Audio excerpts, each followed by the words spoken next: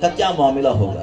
ہمارے لیے آسانی فرما دی، ہمارے لیے آسانی فرما دی۔ ہمارے لیے سوال تھا نا، آج ہمارے ذہن میں بھی سوال آتا ہے کہ یار اگر ہم یہاں سے پکارے تو کیا حضور سنتے ہیں؟ سنیے، حضور نبی کریم صلی اللہ علیہ وسلم مسکرا دیے، فرمایا ان اللہ حرم علی الارض ان تأکل اجساد الانبیاء، فرمایا کہ اللہ تعالیٰ نے حرام فرما دیا ہے کہ انبیاء کے جسموں کو زمین کھائے۔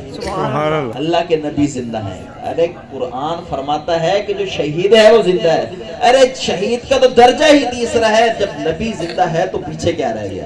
اب جب یہاں سے ہم حضور کی بارگاہ پر درود و سلام پڑھیں گے، اس لیے تو اعلیٰ حضرت فرماتے ہیں ہم یہاں سے پڑھیں۔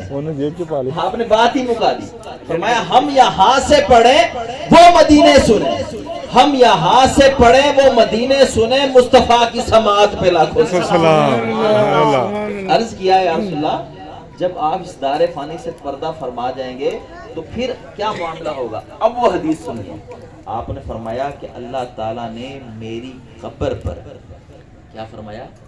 میری قبر پر ایک فرشتے کو مقرر فرمایا ہے اور اس کو سماعت کی طاقت اس قدر زیادہ عطا فرمائی ہے کہ میرا امتی دنیا کے کسی بھی کونے کے اندر بیٹھ کے ایسٹ میں ہو ویسٹ میں ہو شمال